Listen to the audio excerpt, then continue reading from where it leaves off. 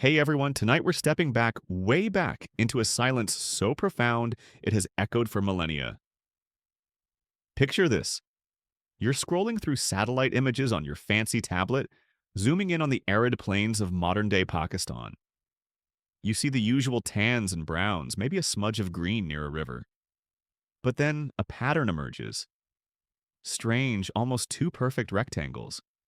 The ghostly outline of streets, buildings, an entire city sleeping under the dust.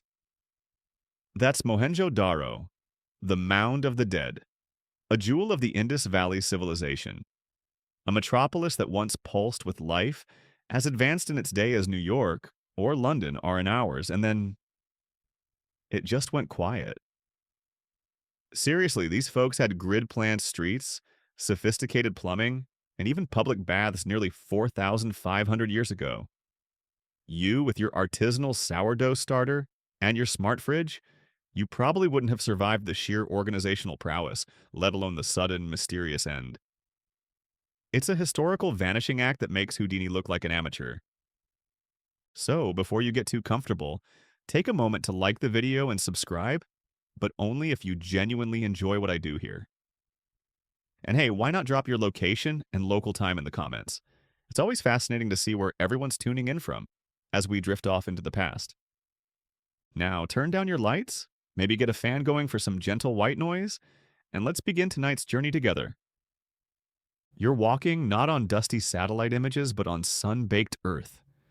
The air is thick, carrying the scent of wood smoke, roasting grains, and something else. A faint metallic tang you can't quite place, perhaps from a nearby coppersmith's workshop. It's hot, the kind of heat that makes the horizon shimmer, but there's a surprising order to the world around you. You're in a wide, straight street, paved with bricks that fit together with an almost unnerving precision. These aren't just any old mud bricks.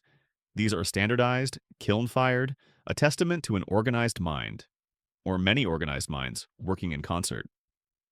You look up. The buildings lining the street are mostly 2 stories high, their flat roofs hinting at cool evenings spent stargazing, away from the residual heat of the day. No grand palaces dominate the skyline, no towering ziggurats demanding your worship. It's egalitarian almost. Prosperous, certainly, but not ostentatious. You glance to your right and see an open doorway. Curiosity, that timeless human itch, pulls you closer. Peeking inside, you see a courtyard, and beyond it, rooms leading off, cool and shadowed.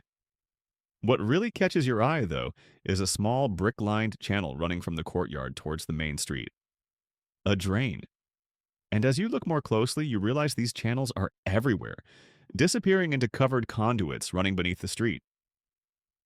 This city, Mohenjo-daro, in roughly 2500 BCE, has a sanitation system that many parts of the world wouldn't see for another 4,000 years. Think about that. While much of Europe was still figuring out how not to live directly on top of its own refuse, the people here had it sorted. You almost want to chuckle imagining a Roman engineer time-traveling here and just taking furious notes, muttering about aqueducts being a tad overrated when you have this level of civic planning. You continue your stroll, marveling at the uniformity. The bricks, as we mentioned, are mostly of a consistent size and quality. Historians still debate whether this points to a strong central authority dictating standards from on high, like some ancient building inspector with a very specific set of rules, or if it was more of a shared cultural understanding, a guild-based system where craftsmen simply knew the right way to do things. It's one of those delicious little arguments that keeps academics in tweed jackets and comfy cardigans gainfully employed. The lack of massive royal tombs or overwhelming temples dedicated to a single, all-powerful ruler also fuels this debate. Was it a kingdom? An oligarchic republic of merchants? A collective of city-states? The script, those enigmatic symbols found on thousands of small seals, remains undeciphered, holding its secrets tight. If only we could read what they wrote. Perhaps we'd know if they argued about tax rates or complained about the municipal water board. You pass by workshops. You can hear the rhythmic tap-tap-tap of a bead maker, painstakingly drilling tiny holes into carnelian stones. These beads, intricate and beautiful, would travel incredible distances, found in Mesopotamia thousands of miles away, a testament to a vast and sophisticated trade network. These weren't just isolated urbanites. They were connected, globalized in their own Bronze Age way. You see potters at their wheels, their hands deftly shaping clay into storage jars, cooking pots, and delicate painted ceramics. The artistry is undeniable, but it's a practical art, functional yet imbued with a quiet beauty. You can almost smell the wet clay, feel the focused energy of creation. It's a hive of industry, but a strangely calm one. No shouting hawkers, no aggressive sales pitches like you might imagine in a bustling ancient market. There's a dignity to the labor. One rather peculiar detail you notice, or rather don't notice much of, is weaponry. Sure, there are copper spearheads and arrowheads, but not in the overwhelming quantities you might find in the archaeological record of other contemporary civilizations known for their warmongering.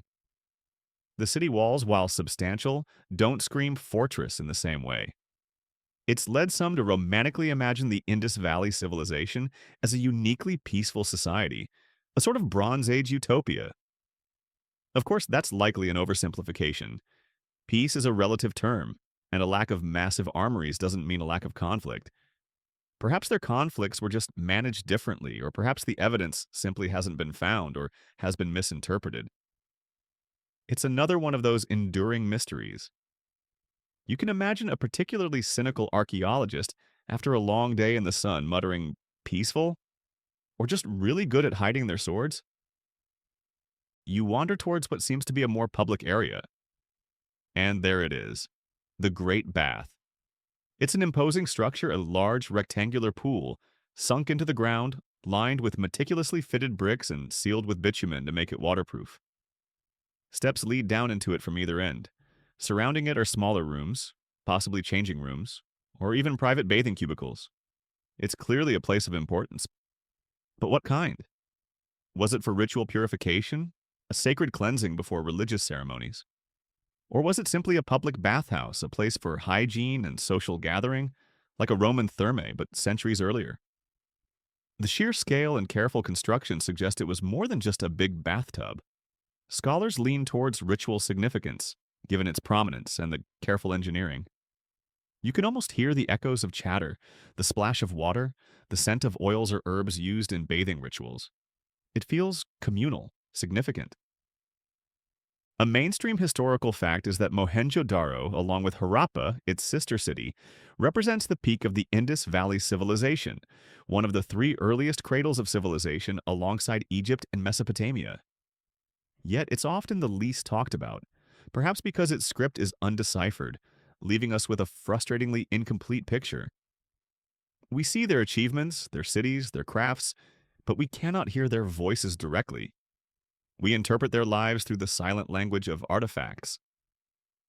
You find yourself pausing by a well, one of many public wells that dot the city, providing fresh water to the populace. The engineering is again impressive, perfectly circular, lined with bricks that curve to form the shaft. Some houses even had private wells, and many had what appear to be the world's first known toilets, connected to that sophisticated drainage system. Imagine a toilet in your house in 2500 BCE. It's the kind of ancient innovation that makes you look at your own modern plumbing with a newfound respect, or perhaps a little shame if you've been neglecting that leaky faucet. This focus on water management and sanitation speaks volumes about their understanding of public health, or at least their desire for a clean and orderly environment. As the sun begins to dip lower, casting long shadows down the arrow straight streets, you notice the people. They are depicted in the small carved stone seals you've seen replicas of, tiny masterpieces of art. Men with neatly trimmed beards and robes, women with elaborate hairstyles and jewelry. They seem poised, dignified. There's a famous bronze statuette known as the Dancing Girl, slender and confident, one hand on her hip, adorned with bangles. She's not conventionally beautiful by modern standards, perhaps, but she exudes an undeniable charisma, a sense of self-possession that transcends the millennia. These were real people with lives as complex and nuanced as our own, with hopes, fears, and daily routines. It's easy to get lost in the marvel of the city's construction and forget the human element. But they are there, in the wear patterns on the thresholds of houses, in the fingerprints occasionally found on the ancient pottery, in the varied layout of their homes designed for family life. A slightly more out there fringe idea that occasionally gets whispered about in less formal academic circles, or perhaps after a few too many glasses of sherry at a conference, concerns the sheer uniformity of the Indus cities. Some have whimsically suggested an almost hive mind level of conformity, or perhaps a society so deeply ingrained with tradition and order that innovation, after a certain point, became stifled. This isn't a mainstream theory by any stretch and lacks concrete evidence, but it's a curious thought when you consider how little the fundamental layout and material culture changed over centuries. Before, of course, the eventual decline. It's like they perfected their model of urban living and then just stuck with it, maybe a bit too well. If it ain't broke, don't fix it. Taken to a civilizational extreme, perhaps? The streets are emptying now as dusk settles. The smell of evening meals being prepared drifts from courtyards. You see oil lamps flickering to life in doorways, casting a warm, inviting glow. There's a sense of peace, of a society functioning smoothly like a well-oiled machine. The children who were earlier playing some game with dice or marbles in a side alley have been called in. The day is winding down. It's hard to imagine, standing here in this moment of apparent stability and prosperity, that this entire way of life, this magnificent city, is destined to fade. Not in a blaze of glory, not through a dramatic conquest that leaves layers of ash and destruction for archaeologists to gleefully excavate, but through something quieter, more insidious. The sheer scale of Mohenjo-daro is impressive. It's estimated to have housed tens of thousands of people. Think about the logistics of feeding that many, of providing water, of disposing of waste, all without the benefit of modern technology. They were master organizers. Yet this intricate system, this well-adapted urban marvel, would eventually falter. You look around one last time at the orderly streets, the solid brick houses, the faint outline of the great bath under the emerging stars. There's a solidity here, a sense of permanence that makes its eventual abandonment all the more baffling. It's like finding a perfectly preserved Rolex in the middle of the desert, still ticking, but with no owner in sight and no note explaining why it was left behind. The question hangs in the cooling night air. What could possibly cause such a sophisticated, well-established city to simply cease to be? To vanish not with a bang, but with a slow, drawn-out whisper, leaving behind these incredible bones for us to puzzle over thousands of years later? The complexity of their society is both awe-inspiring and, in the context of its disappearance, deeply unsettling. You feel a slight chill despite the warm air, a premonition of the silence that is to come. The silence that we are here tonight, trying to understand. The lights in the houses are beginning to go out, one by one, as the inhabitants of Mohenjo-daro prepare for sleep, unaware of the long, quiet night that awaits their civilization. The last oil lamp in the house across the narrow lane has just been extinguished. A deep quiet settles over Mohenjo-daro, the kind of quiet that allows you to hear the distant bark of a dog, or the rustle of a night breeze through unseen trees along the great Indus River. You stand in the shadowed street, the starlight surprisingly bright in a world without electric glow, and you feel the weight of that impending silence we talked about. The city sleeps unaware that its dreams are slowly, inexorably, leading to a centuries-long oblivion. The why of it all begins to press in, a silent question mark hanging over every perfectly laid brick. How does a place so alive, so organized, just fade? Let's step out of this immersive moment for a bit, into the slightly less dusty halls of modern archaeology, and consider the suspects lined up for the case of the vanishing city. For a long time, the prime suspect, brandished with dramatic flair by archaeologist Sir Mortimer Wheeler back in the mid-20th century, was invasion. Wheeler, a man who knew a thing or two about military matters from his own service, found some skeletons, seemingly haphazardly buried, in the upper layers of Mohenjo-daro.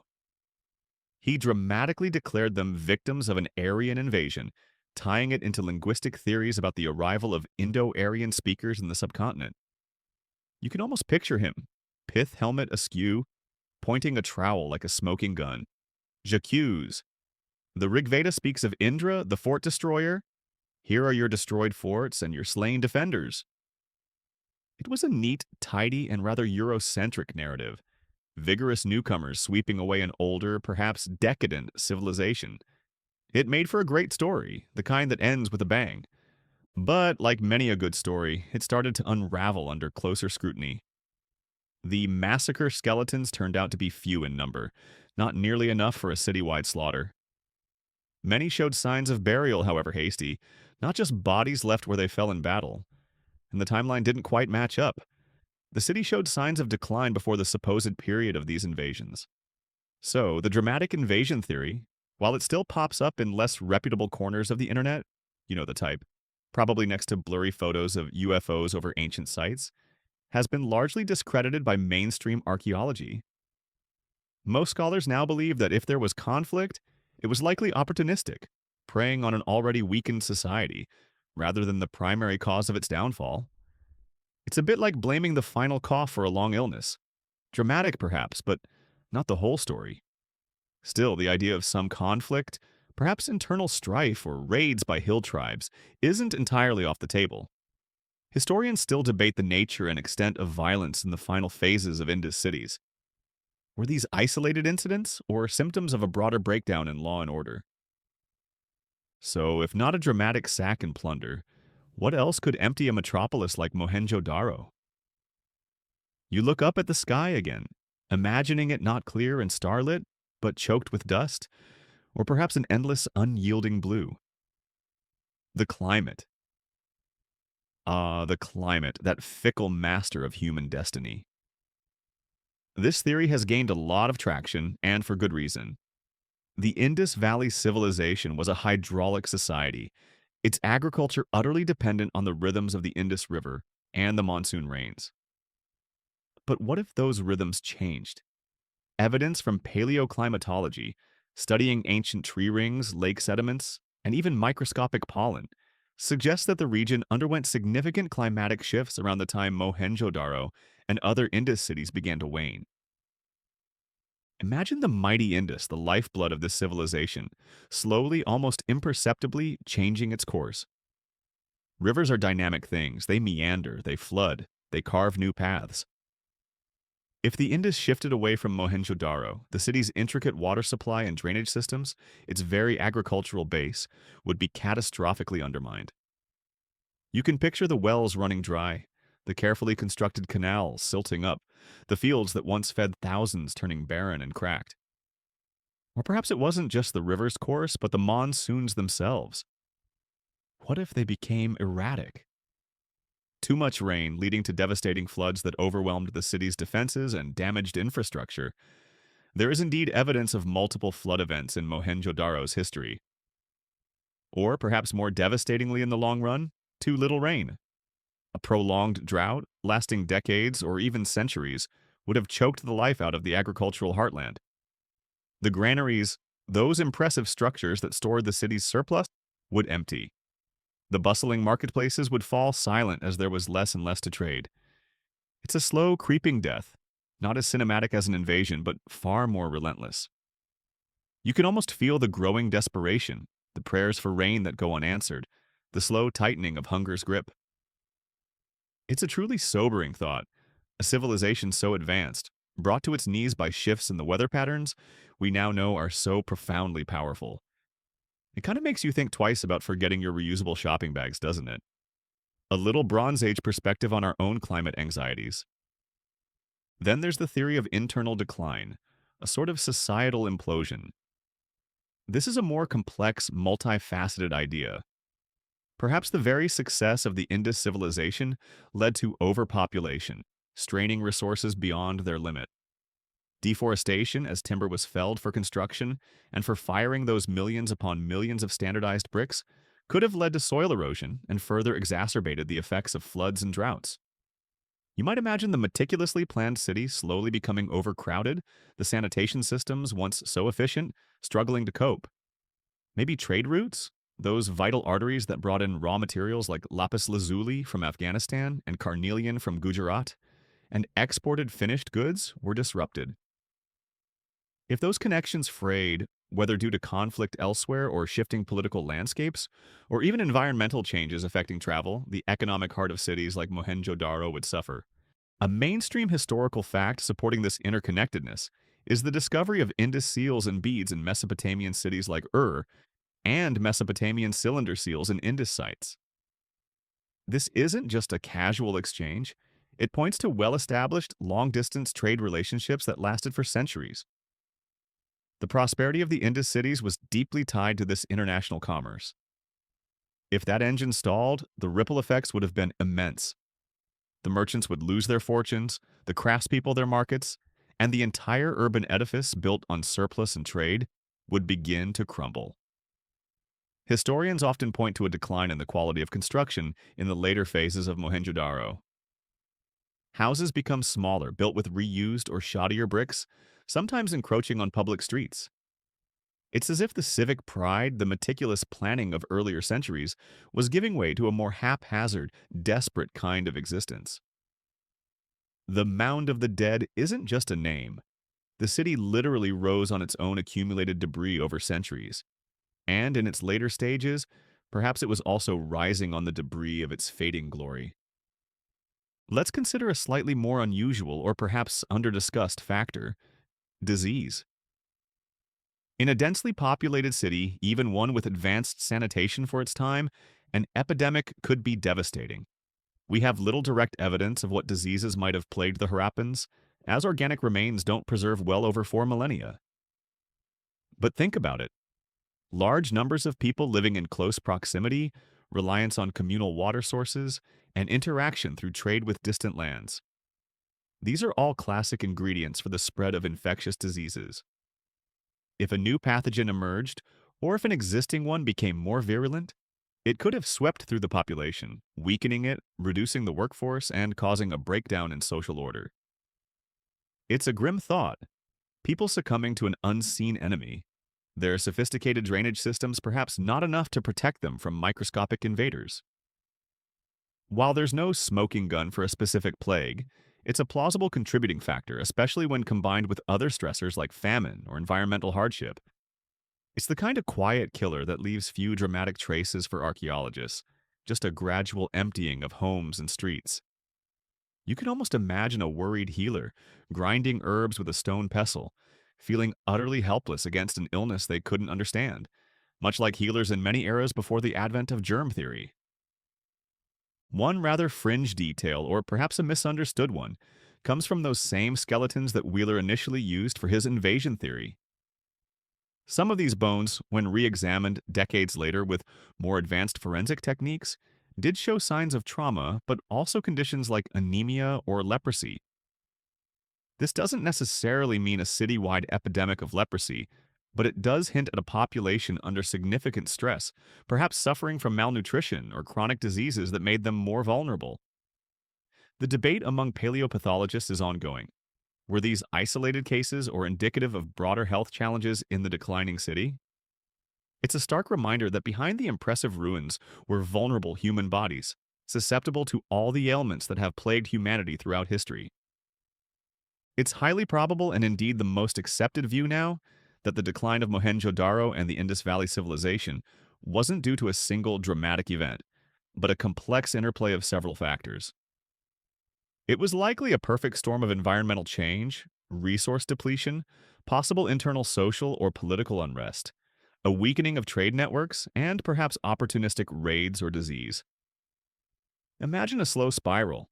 The river shifts, reducing agricultural output. This leads to food shortages and social tension. Trade diminishes, further weakening the economy. The civic authorities, once so capable, find themselves unable to manage the cascading crises. People begin to leave, not all at once in a mass exodus, but gradually, family by family, seeking better prospects elsewhere, perhaps moving to smaller rural settlements or eastward towards the Ganges Plain, where new patterns of civilization were beginning to emerge. It's a bit like a failing company. It's rarely one single bad decision, but often a series of missteps, changing market conditions, and a slow erosion of what once made it strong, until one day the doors just quietly close. You try to picture the last inhabitants. Are they consciously aware that they are living through the end of an era?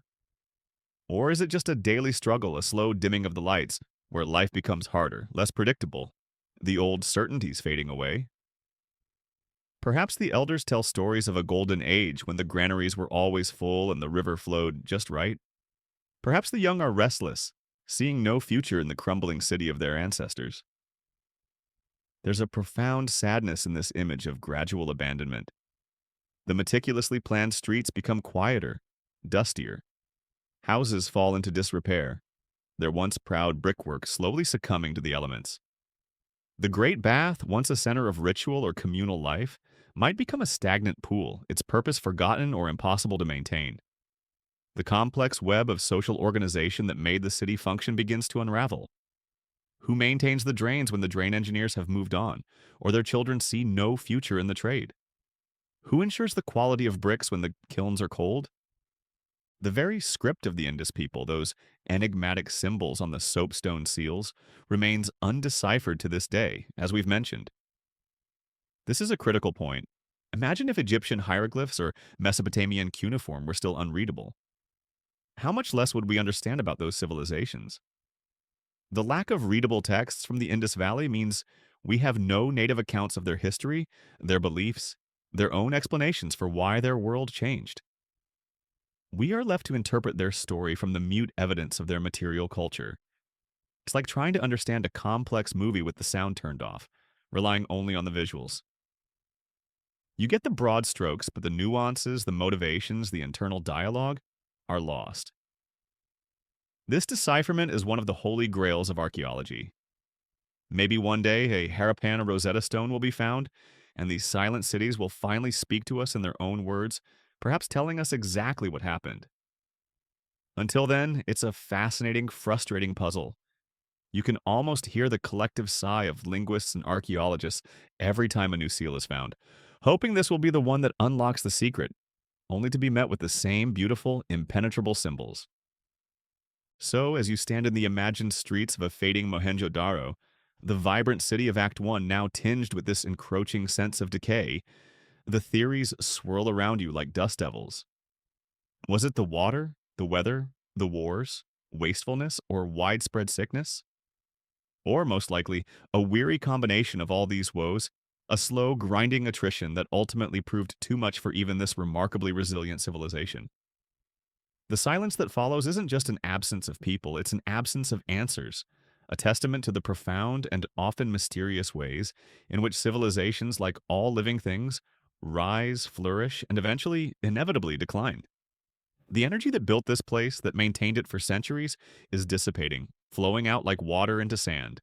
So you're left standing in the twilight of Mohenjo-daro, not with a smoking gun or a clear culprit, but with a handful of plausible suspects and a whole lot of circumstantial evidence. The grand, dramatic theories of sudden collapse, a cataclysmic flood, a decisive battle, a swift plague, they all feel a bit too loud for what the archaeological record seems to whisper. The real mystery of Mohenjo-daro isn't just why it was abandoned, but how it managed to fade so quietly, like a slow exhale rather than a dying scream. You walk through these spectral streets, now further into the decline, and the overwhelming sense is one of emptiness, of gradual departure, not of violent catastrophe. Imagine the archaeologists of the early 20th century, like Sir John Marshall or R.D. Banerjee, first uncovering these incredibly well-planned ruins. They must have expected to find layers of ash, evidence of a final, desperate siege, something to neatly explain the end. Instead, they found a city that seemed to have just given up the ghost. The upper layers of excavation show a decline in civic standards, as we've touched upon. Houses are less carefully built, sometimes encroaching on those once grand public avenues. The sophisticated drainage system, that marvel of Bronze Age engineering, shows signs of disrepair, of being clogged and neglected. It's like watching a beautifully maintained garden slowly being reclaimed by weeds, not because of a sudden storm, but because the gardener simply walked away, or perhaps became too old and tired to keep up with the work. This quiet vanishing is perhaps the most unsettling part. If there had been a massive earthquake that leveled the city, or a conquering army that left devastation in its wake, it would be tragic, yes, but also understandable. an event with a clear cause and effect. But this slow fade, it speaks of a deeper, more systemic unraveling. It suggests a loss of will, a breakdown of the very social cohesion that made Mohenjo-daro possible in the first place. You can almost picture the last few families huddled in the increasingly dilapidated buildings, looking out over streets that were once bustling, but are now eerily silent, wondering if they should leave too. There's no dramatic final scene, no heroic last stand, just the quiet scraping of belongings being packed, the creak of a cart carrying a family away, and then the wind whistling through empty doorways. It's the archaeological equivalent of a ghost story, where the haunting isn't by a malevolent spirit but by the profound absence of life. A mainstream historical fact that underscores this gradual decline is the emergence of what's known as the late Harappan, or post-urban phase. The Indus civilization didn't just vanish off the face of the earth in 2000 or 1900 BCE. Instead, its characteristic features, the large, planned cities, the standardized weights and measures, the distinctive seals and script, began to fade and transform. The population seems to have dispersed, moving into smaller, more rural settlements, particularly eastward towards the Gangetic Plain and southeast into Gujarat. It's less of a collapse and more of a deurbanization, a shift in settlement patterns. Think of it like a major corporation going bankrupt. The headquarters closes, but many of the employees find new jobs, perhaps in smaller companies, carrying some of their skills and knowledge with them. The brand is gone, but the people and some of their legacy continue. So Mohenjo-daro itself might have emptied out, but its people didn't all die or disappear. They adapted, they moved, their culture evolved into new regional forms. It's a more nuanced picture than simple annihilation. This transformation leads to one of those fascinating scholarly debates. To what extent did the traditions and knowledge of the Indus Valley civilization survive and contribute to the later cultures of India? You see echoes perhaps in later Indian agricultural practices, in certain artistic motifs, maybe even in some early philosophical concepts. But proving direct lineage is incredibly difficult without written records to bridge the gap. Some scholars see strong threads of continuity, arguing that the Indus legacy is woven deeply into the fabric of subsequent Indian civilization. Others are more cautious, emphasizing the disruptions and the emergence of new cultural syntheses. It's a complex tapestry, and tracing individual threads back through millennia is a painstaking process. Imagine trying to prove your great-great-great-great-grandparent invented a specific recipe just based on the fact that your family kind of makes something similar. It's tricky stuff. Now, for a slightly more unusual detail, consider the famous Indus seals. These small, intricately carved square objects, usually made of steatite, are found in abundance. They depict animals like bulls, especially the unicorn bull, a creature that has launched 1,000 speculative theories all on its own. Elephants, rhinos, and human-like figures, alongside the still undeciphered script. What's peculiar is their very ubiquity and their sudden disappearance with the urban phase. Why were these seals so important for centuries, used perhaps for trade or as personal identifiers, or for ritual purposes? Another debate. And then why did they, along with the script they bore, just fall out of use? It's as if an entire system of communication and administration simply vanished. Some have even whimsically suggested that maybe, just maybe, everyone collectively forgot how to read and write their own script, like a society deciding emails were too much hassle and just going back to smoke signals. Obviously, that's an oversimplification, but the abandonment of such a key cultural marker is profoundly odd and points to a deep societal shift.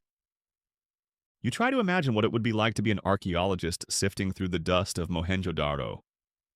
Each layer you carefully excavate is a page from a book written in a language you can't fully understand. A broken pot, a discarded bead, the foundation of a house. These are the fragmented sentences. You're a detective, piecing together clues, but many of the vital clues are missing, perhaps forever. There's a certain humility that comes with this work, an acceptance of the limits of our knowledge. We can map the streets, analyze the metallurgy, catalog the pottery, but we can't truly know the minds or the exact experiences of the people who lived here. We can't know their songs, their everyday worries, the specific prayers they uttered at the Great Bath. We project, we infer, we hypothesize, but a true deep understanding remains tantalizingly out of reach, like a word on the tip of your tongue. The rediscovery of Mohenjo-daro and the entire Indus Valley civilization in the 1920s was a monumental event, effectively adding a whole new first chapter to the history of the Indian subcontinent, pushing its urban roots back by millennia. For a long time, ancient Indian history was thought to have begun much later, with the Vedic period. Finding these vast, sophisticated Bronze Age cities was like discovering that your grandparents, whom you thought were simple farmers, were actually pioneering rocket scientists in their youth. It completely reshaped the understanding of the past. And the work continues. New sites are still being found. New technologies like ground-penetrating radar and DNA analysis are offering fresh insights. Perhaps one day, someone will find that crucial bilingual text, the Harappan equivalent of the Rosetta Stone, that finally cracks the Indus script. Imagine the excitement, the sudden flood of information as centuries of silence are broken. One can dream, right? Until then, scholars will keep squinting at those tiny symbols, hoping for a breakthrough, probably fueled by lots of strong tea. So, as the last vestiges of Mohenjo-daro's life fade into the dust, what are we left with? We're left with a profound sense of wonder at what was achieved here. A city of striking order and sophistication, thriving for centuries in a challenging environment. We're left with the enduring mystery of its decline, a complex puzzle with many missing pieces. And we're left with a valuable lesson, that civilizations, no matter how advanced or resilient, are not permanent. They are subject to the forces of nature, to internal pressures, and to the slow, inexorable tides of change. The silence of Mohenjo-daro isn't an empty silence. It's filled with unanswered questions, with the echoes of a lost world, and with a quiet dignity. It reminds us that even in endings there can be a strange kind of beauty, and that the quest to understand our shared past is a journey without a final destination. The dust settles, not just on the ancient bricks, but on our speculations. The story of Mohenjo-daro is a humbling reminder of the vastness of time and the fragility of human endeavors, even grand ones. The great river Indus continues to flow, a silent witness to the rise and fall of empires and to the enduring human spirit that built, inhabited, and eventually departed from this once magnificent city by its banks. The street you're on is now completely deserted. The moon, a silver sliver, casts long, melancholic shadows. The only sounds are the whisper of the wind and the distant cry of a jackal. It's time to let Mohenjo-daro rest again. Under its blanket of earth and time, its secrets kept safe until perhaps another generation with new tools or new insights comes to ask the same questions, hoping for a clearer answer from the silent mounds. Now, as the story of Mohenjo-daro fades into the quiet recesses of history, let your own mind begin to drift. Feel the weight of your body sinking gently into your bed, a comfortable, reassuring pressure. Let each breath be a little slower, a little deeper than the last. Imagine the vastness of time stretching out behind us, filled with countless stories, countless lives, like the stars scattered across the night sky. Each one unique, each one part of a grand, unfolding cosmic tapestry. The mysteries of the past, like the mystery of Mohenjo-daro, are not there to frustrate us, but perhaps to remind us of the richness and complexity of human experience, of the ebb and flow of civilizations like tides upon a distant shore. There's a peacefulness in accepting that some questions may remain unanswered, some silences may endure. Allow any lingering thoughts to soften, to become like distant clouds drifting lazily across a calm summer sky. Your focus narrows gently just to the sensation of your breathing, in and out, a soft, natural rhythm.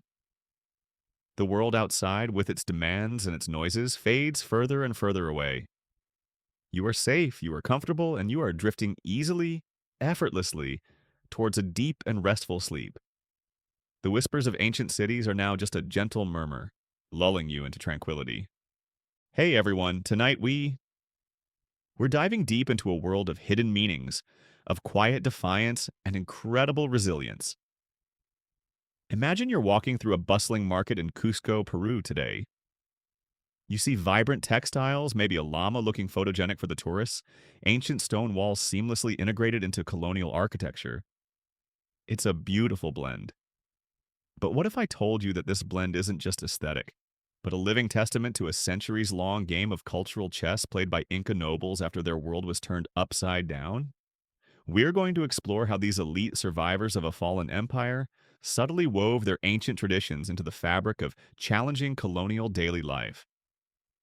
Honestly, the level of strategic subtlety they employed, all while navigating a new, often hostile reality.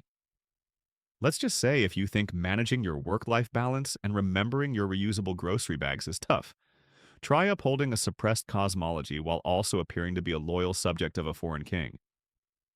You probably wouldn't have survived the sheer mental gymnastics. So before you get too comfortable, take a moment to like the video and subscribe, but only if you genuinely enjoy what I do here. And hey, go ahead and share your location and local time in the comments. It's always a treat to see where in the world our historical explorations are reaching. Now turn down your lights, maybe get a fan going for some gentle white noise, and let's begin tonight's journey together. You find yourself standing not in the sun-drenched plazas of a triumphant Inca empire, but in its shadow. The year is somewhere in the mid to late 16th century. The air in the Andean highlands is thin and crisp, carrying the scent of wood smoke, a damp earth, and perhaps the faint, unfamiliar aroma of European livestock. The initial shockwaves of the Spanish conquest have passed, that brutal, bewildering period of horses, steel, and disease that shattered Tawantinsuyu, the Inca Empire, the land of four quarters. What remains is a new, unsettling order. Cities like Cusco, once the navel of the Inca world, are now being reshaped. Spanish cathedrals rise, sometimes literally on the foundations of Inca temples. The old hierarchies have been violently dismantled, yet not entirely erased. You are, for the purpose of our journey, an observer, watching the descendants of Inca royalty, the Curacas, local lords, the Ñustas, princesses, the Panacas, royal lineages, as they navigate this treacherous new landscape. Their world has been fractured. Their Sapa Inca, the divine emperor, is gone, either dead or a diminished figurehead. Their armies are defeated. Their gods, the powerful mountain Apus, Inti the sun god, Mama Killa the moon goddess, are now officially supplanted by a new singular god, enforced by stern-faced friars. It's a world of loss, of trauma, of profound disorientation. Imagine everything you knew about how society works, about your place in the universe, suddenly being declared wrong, heretical, or simply irrelevant. It's enough to make anyone's head spin, probably more than that. One time you tried to assemble flat-pack furniture without looking at the instructions. Yet, as you observe these Inca nobles, you don't just see despair.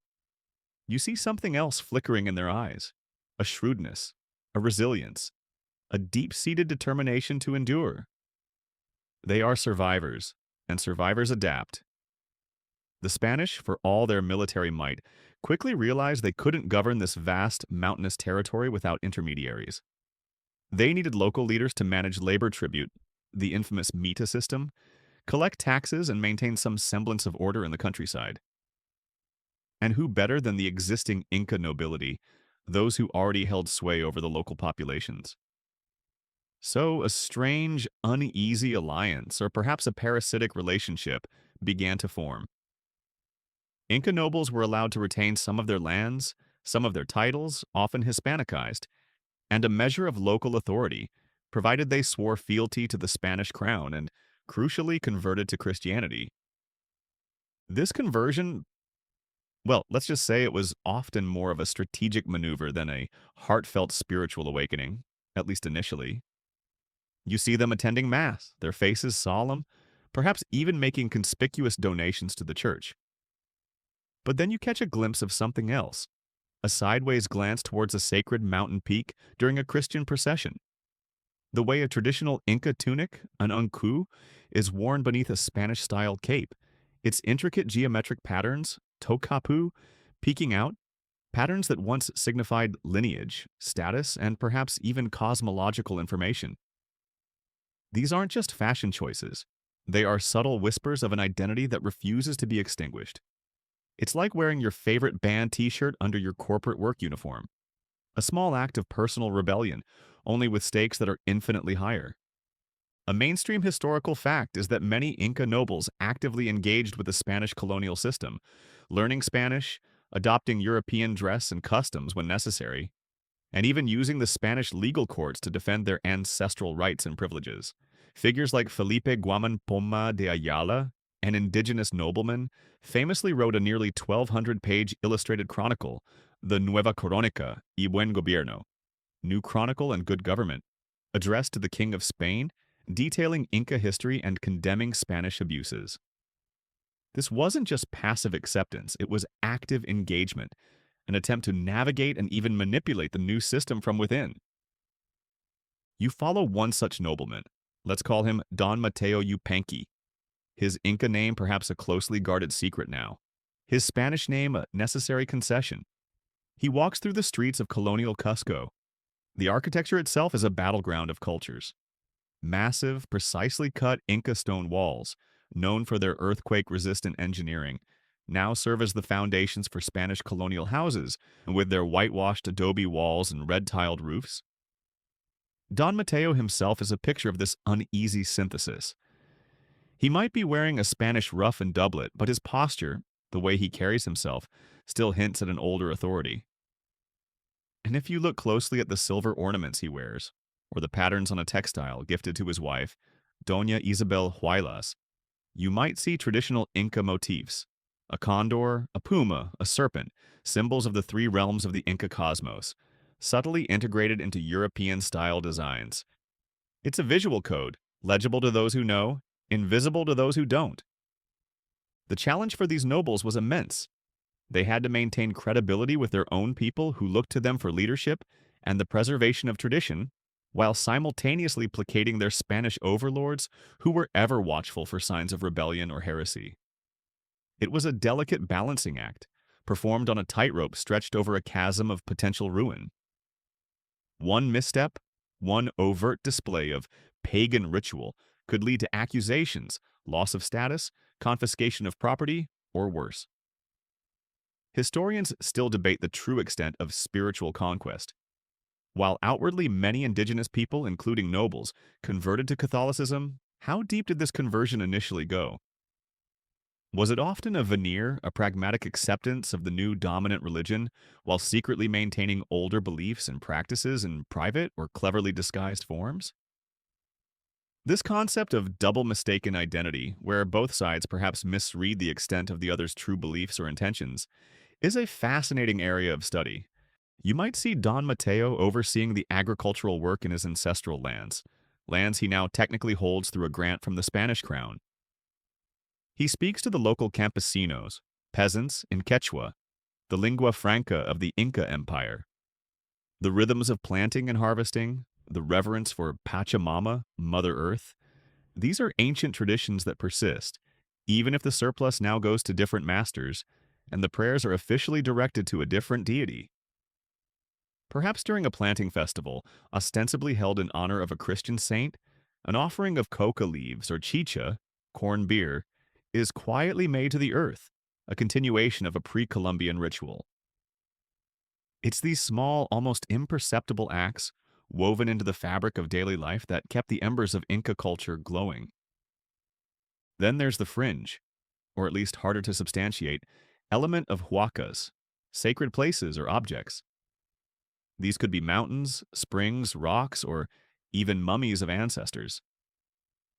The Spanish, in their zeal to eradicate idolatry, actively sought out and destroyed huacas. Yet many were hidden, their locations passed down through oral tradition. You can imagine Inca elders in hushed tones telling the younger generation, "That prominent rock on the hillside, the one that looks like a sleeping llama? That is a powerful huaca. The Spanish think it's just a rock. Let them." This secret geography of sacred sites, overlaid on the colonial landscape, would have been a powerful source of spiritual continuity and resistance. It's like having a secret map to all the best coffee shops that only the locals know about, except instead of caffeine, these spots offered a connection to the divine and ancestral power. The resilience is astonishing. These nobles are not just passively enduring, they are actively curating their heritage in the face of immense pressure. They are becoming masters of disguise, of syncretism, of saying one thing while meaning another. Their homes might feature European furniture and religious icons, but behind a locked door or in a secluded courtyard, older rituals might be performed. Textiles, those incredibly important cultural documents in Andean societies, become a key medium for this hidden language. A weaver might incorporate a tiny, almost invisible symbol for a mountain deity into the border of a tapestry destined for the local church, or a noblewoman's mantle, a alacala, might contain color combinations and patterns that subtly evoke her lineage and connection to the Inca past. It's a silent, visual conversation, a way of keeping memory alive when written words in their own language were suppressed or non existent for such matters. You see them in the marketplace. While Spanish currency is now the official medium of exchange, older systems of barter and reciprocity, the Inca principles of Aini, mutual help, and Minkya, communal labor, still subtly influence local interactions. The social fabric, though strained and rewoven with foreign threads, retains some of its original Andean warp and weft. The Alu, the traditional Andean kinship group, the fundamental unit of Inca society, while officially reorganized under Spanish administrative units like reducciones, resettlements, often maintained its internal cohesion and leadership structures, with the curaca playing a pivotal role. This persistence of social organization was crucial for cultural survival. The weight of this dual existence must have been immense.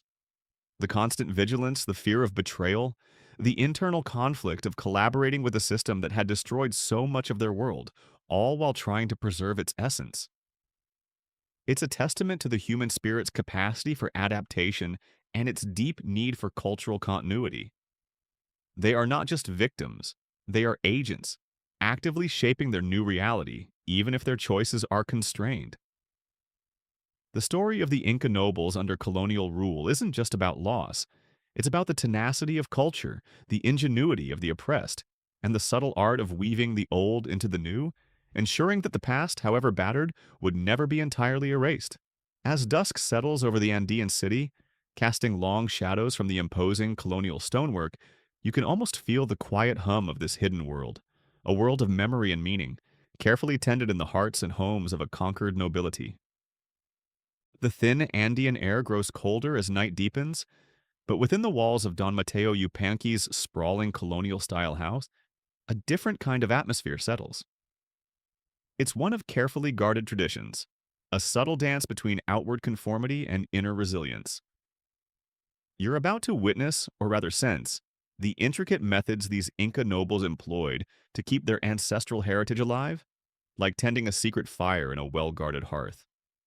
How did they manage this delicate art of cultural embroidery, stitching their past into the challenging fabric of colonial life? Let's start with the most pervasive and perhaps most cunning strategy: religious syncretism. The Spanish were adamant about eradicating idolatry. Churches were built, often directly atop sacred Inca sites, as we've noted. Conversion was mandatory, but you can't just flip a switch on centuries, even millennia, of spiritual understanding. So you see a fascinating blending begin to occur. Is that statue of the Virgin Mary, placed in a niche that once might have held a representation of Pachamama, Mother Earth, purely a symbol of the new faith? Or does she, for many of the indigenous worshippers, now also embody the life-giving, nurturing aspects of the ancient earth goddess? You can almost hear the whispered prayers that carry double meanings, a kind of spiritual two-factor authentication, satisfying the friar listening at the door and the mountain Apu listening from its snowy peak. Festivals become a prime venue for this. A Catholic Saints' Day celebrated with vibrant processions and feasting might coincide with an older agricultural festival. The outward trappings are Christian: the banners, the chants, the images of saints. But the timing, the specific foods consumed, the dances performed, might carry echoes of pre-Columbian rituals. You observe a procession winding its way through the cobbled streets. A statue of Santiago, St. James, the patron saint of Spain, often depicted as a warrior on horseback, is carried aloft. For the Spanish, he's a symbol of Christian triumph. But for some of the Indians in the crowd, perhaps he's subtly associated with Illapa, the Inca god of thunder and lightning, also a powerful, swift deity. It's not necessarily a conscious, cynical deception, but a way of making sense of the new by integrating it with the old, a way for familiar divine energies to find new channels. Scholars still debate the extent to which this syncretism was a conscious strategy of resistance versus a more organic, subconscious blending of belief systems. Was it active subversion or simply the natural human tendency to find common ground in different spiritual frameworks? It's likely a bit of both, varying from individual to individual, community to community. Then there are the textiles. Oh, the glorious Andean textiles. These were never just pieces of cloth to keep warm. In the Inca Empire, textiles were a language in themselves, conveying status, ethnicity, wealth, and even cosmic understanding through their intricate patterns, colors, and the quality of the weave. The Spanish, of course, introduced new materials, new fashions. But Inca noblewomen in particular became custodians of this ancient art. You watch Doña Isabel Huaylas, Don Mateo's wife. She might wear a Spanish-style silk dress for formal occasions, but in the privacy of her home or when overseeing her weavers, her focus is on the elecala, a woman's shoulder cloth, or the écussu, a wrapped dress. The patterns woven into these garments, the takapu designs we mentioned, are like little coded messages. A specific geometric shape might refer to her royal panasa, lineage, another to a sacred mountain in her ancestral homeland. These weren't necessarily overt symbols of defiance that would get her into trouble with the Inquisition. That would be foolish. Instead, they were subtle, almost like a secret handshake in thread. A Spaniard might look at a beautifully woven mantle and simply see a pretty Indian blanket. But an Inca observer would read a deeper story in its threads. It's a bit like how today someone might wear a piece of jewelry with a symbol that has a deep personal meaning, completely invisible to the casual observer but profoundly significant to the wearer. The skill of the weavers was paramount. They were the keepers of this visual lexicon. And the demand for these high-quality textiles continued, not just for indigenous use, but even among some Spaniards who appreciated their beauty and craftsmanship, perhaps blissfully unaware of the layers of meaning woven within. A mainstream historical fact is the incredible sophistication of Inca weaving. They used a vast array of techniques, producing textiles that ranged from the utilitarian to the gossamer fine Kumbi cloth, reserved for royalty and religious ceremonies, woven from vicuña wool so soft it felt like silk. The Spanish themselves were often impressed by the quality, even as they sought to control its production and symbolism. You can imagine a Spanish official admiring a vibrant tapestry, completely oblivious to the fact that the stylized condor staring back at him is a potent symbol of the Hanan Pecha, the upper world, a quiet assertion of a cosmology they were trying to erase. Let's not forget the power of language and oral tradition. While Spanish became the language of administration and power, Quechua, the general tongue of the Incas, remained the vibrant language of daily life for most of the indigenous population. You hear it in the marketplaces, in the fields, in the homes of Inca nobles speaking with their kin and retainers. Within this language, stories were kept alive. Histories of the Panacas, genealogies tracing descent from illustrious Inca emperors, myths of creation, tales of powerful ancestors. These weren't written down in Quechua, though some nobles like Guaman Poma wrote about them in Spanish or used illustrations. Instead, they were memorized, recited, passed from generation to generation. Imagine sitting by a crackling fire in a high Ondian hut, the wind howling outside, as an elder recounts the deeds of past Incas, their voices rising and falling with the cadence of the story. This was how memory was kept alive, how identity was reinforced, right under the noses of the colonial authorities who often dismissed it as mere folklore. It's like an unwritten library, its volumes stored in the minds of the people. And what about those all-important kinship structures, the Alis? These extended family groups, which formed the bedrock of Andean society, were incredibly resilient. The Spanish tried to reorganize indigenous populations into reducciones, planned settlements designed for easier administration and Christianization. But within these new structures, the old Ilu loyalties and hierarchies often persisted. The Curacao, the local noble like our Don Mateo, played a crucial role here. He was the hinge, the intermediary.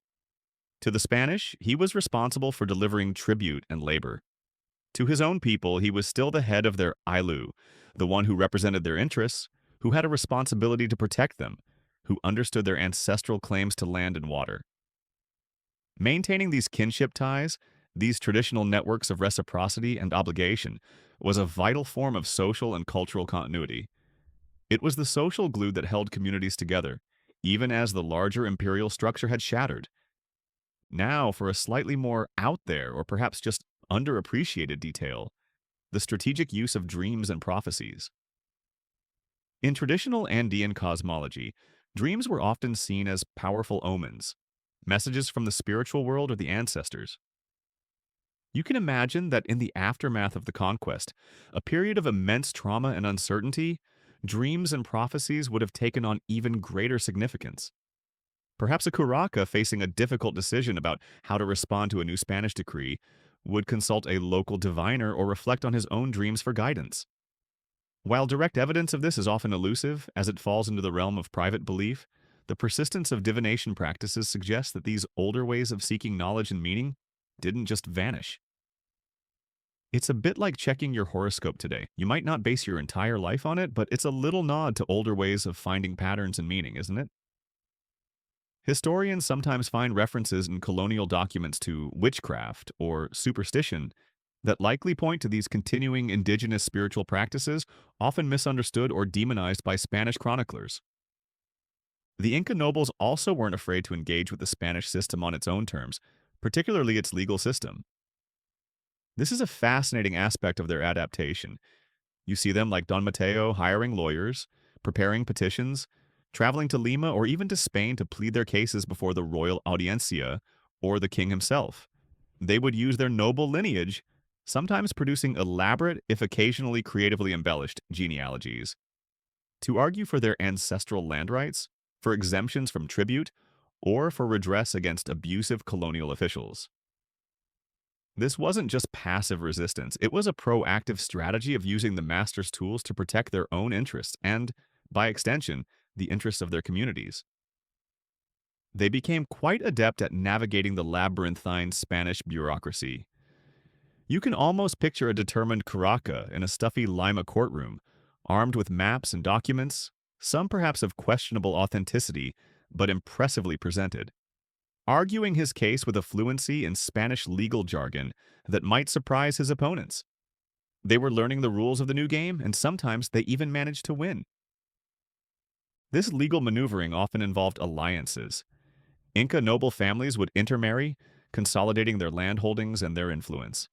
Some even formed strategic marriage alliances with Spaniards, a complex and sometimes controversial strategy, but one that could offer a measure of protection and access to power.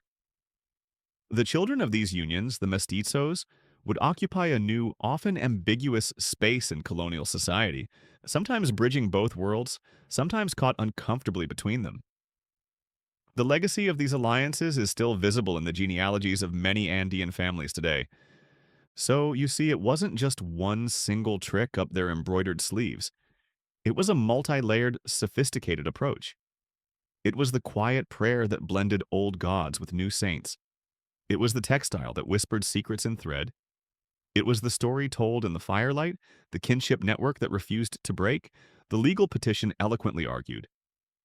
Each act in itself might seem small, almost insignificant, but woven together they created a powerful tapestry of cultural survival. It was exhausting, no doubt. The constant need for vigilance, the mental code switching between two worlds, the emotional toll of living a divided life. But it was through these subtle, persistent efforts that Inca nobles ensured their heritage wasn't just a relic of the past, but a living current that would continue to flow, shaping Andean identity for centuries to come, right down to that vibrant market in Cusco you might visit today. The echoes of their resilience are still there, if you know how and where to listen. As the colonial night wears on in our imagined Andean city, you begin to see the broader implications of these quiet acts of cultural preservation. It's like watching ripples spread out from a series of stones dropped very carefully into a still pond. The efforts of Don Mateo Yupanqui, Doña Isabel Huaylas, and countless other Inca nobles weren't just personal coping mechanisms. They had a profound, lasting impact on the evolving tapestry of colonial society and laid the groundwork for the survival of Andean culture into the modern era. What then is the true legacy of this subtle, woven resistance? You see, the Spanish didn't just conquer a land, they encountered a deeply rooted civilization, and that civilization, even in defeat, pushed back, not always with weapons, but with the tenacious power of identity. This constant, subtle assertion of Inca traditions actually helped shape the very nature of colonial life in the Andes. It wasn't a simple imposition of Spanish culture onto a blank slate. Instead, what emerged was a complex hybrid, an Andean Baroque, if you will, where indigenous elements were inextricably mixed with European forms. Think about the churches again. Yes, they were symbols of Spanish power and Catholic faith, but look closer at the carvings around the doorways or the paintings inside. Alongside the saints and angels, you might find depictions of local flora and fauna, or faces that look distinctly indigenous, or even geometric patterns that echo Inca Kapu. It's as if the artists, many of whom were indigenous or mestizo, were quietly embedding their own worldview into the very stones and canvases of the new order. This wasn't necessarily a centrally planned resistance art movement, more like the natural expression of artisans working within and subtly subverting a dominant aesthetic. It makes you wonder what a modern art critic, transported back then, would make of it. Probably a very confused but intrigued dissertation. This blending extended beyond art and architecture. The way Catholicism took root in the Andes was unique. While the core tenets were, of course, maintained by the Church, the popular expression of faith often incorporated pre-Columbian sensibilities. The reverence for specific mountains as APUs might morph into a devotion to a particular Marian apparition said to have occurred on that same peak. Pilgrimages to ancient sacred sites continued, now often reframed as journeys to Christian shrines. This syncretic faith, born from the necessity of survival and the human need to find meaning, became a powerful force in its own right, a distinctly Andean form of Christianity that persists to this day. It's a bit like your grandma's secret ingredient in the family recipe. It makes it unique, and everyone knows it's there, even if the original cookbook doesn't mention it. A mainstream historical fact is that the Spanish colonial administration, despite its efforts at control, was never entirely monolithic or all-powerful, especially in the remote Andean highlands. They often relied heavily on local indigenous leaders, the Caracas, to maintain order, collect tribute, and mobilize labor. This reliance gave these nobles a degree of leverage, a space within which they could negotiate, protect their communities, and, yes, subtly perpetuate their traditions. Their ability to operate in both worlds, to speak Spanish, understand European legal concepts, yet remain rooted in Andean kinship and cosmology, made them indispensable and in some ways powerful. The long-term survival of Inca culture is perhaps the most significant legacy. If these nobles had simply assimilated completely, if they hadn't undertaken that painstaking work of cultural preservation, how much more would have been lost? The Quechua language, still spoken by millions in the Andes, owes its vitality in part to its continued use within these noble families and their communities. Traditional weaving techniques with their rich symbolism are still practiced, producing textiles that are not just beautiful handicrafts, but carriers of cultural memory. Agricultural practices adapted over millennia to the challenging Andean environment, including the use of terracing and the cultivation of native crops like quinoa and potatoes, were maintained. Think about it. The global popularity of quinoa today is a distant echo of this agricultural resilience. You can almost thank a long-ago Inca noble for your trendy superfood salad. However, understanding this subtle resistance presents enormous challenges for historians. The historical record is overwhelmingly written from the Spanish perspective. Colonial documents, legal testimonies, reports from priests, administrative records are inherently biased. They often portray indigenous people as either compliant converts or rebellious heathens. Reading between the lines, deciphering the silences, and identifying the subtle acts of cultural negotiation requires immense care and critical analysis. It's like trying to reconstruct a whispered conversation from a room away, based only on a few overheard and possibly misinterpreted words. How do you measure the sincerity of a conversion? How do you distinguish between genuine adoption of Spanish customs and strategic performance? This leads to an ongoing scholarly debate. How much agency did indigenous nobles truly have? Were their actions primarily driven by a desire to preserve their own privileges within the colonial system, or by a genuine commitment to protecting their broader cultural heritage and their communities? The answer, as with most complex historical questions, is likely both. They were navigating an incredibly difficult situation, and their motivations were probably as complex and varied as human motivations always are. Some may have been more opportunistic, others more altruistic or fiercely dedicated to tradition.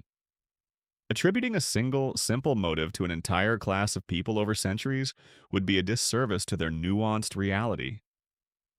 Now for a slightly stranger, more speculative detail that sometimes surfaces in discussions about hidden Inca traditions.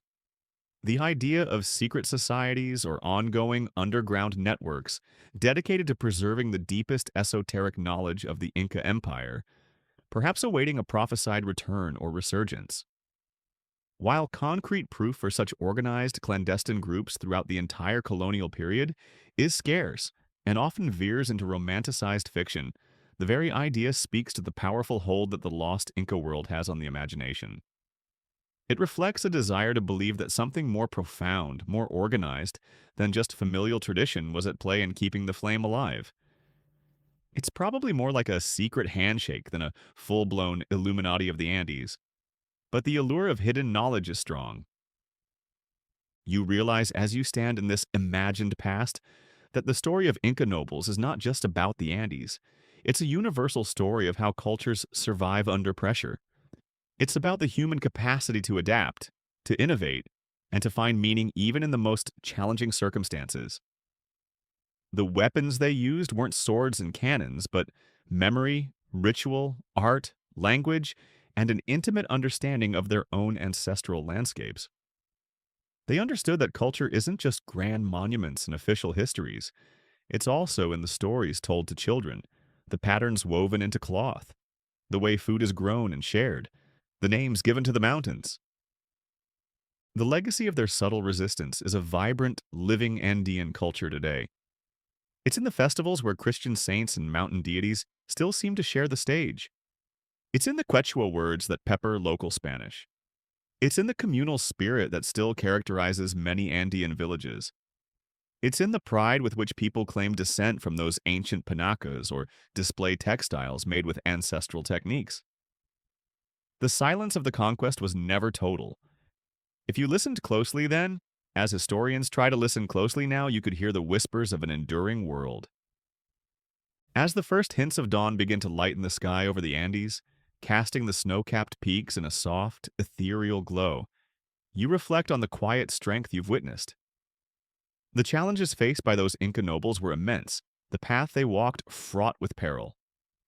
Yet they found ways to ensure that their world, while irrevocably changed, did not entirely vanish. They wove their past into their present, creating a future where the echoes of Tawantinsuyu can still be heard. Their story is a powerful reminder that empires may fall and conquerors may come and go, but the human spirit and the cultures it creates have a remarkable capacity to endure, often in the most unexpected and subtle of ways. The sun rises on a new day in the Andes, a land forever marked by both its Inca past and its colonial history, a testament to the enduring power of resilience. Now, as the story of these resourceful Inca nobles fades gently into the dawn of your understanding, allow your mind to follow that light, that sense of quiet persistence. Feel the gentle rhythm of your own breath, a steady, comforting presence. Let go of any tension you might be holding in your shoulders, your jaw, your hands. Imagine the intricate threads of history weaving together to form the vast tapestry of human experience. Each thread, each life, each quiet act of courage or creativity contributes to the richness of the pattern. The challenges of the past, the struggles for survival and identity, can remind us of the strength within ourselves, the resilience that is part of our shared human heritage. There is a deep peace in acknowledging these stories, in letting them settle into your mind like soft earth. Allow any remaining thoughts to drift away, like clouds moving slowly across the vast Andean sky, revealing the calm, clear space within. You are surrounded by quiet, by comfort, and by an invitation to rest deeply and completely. Good night.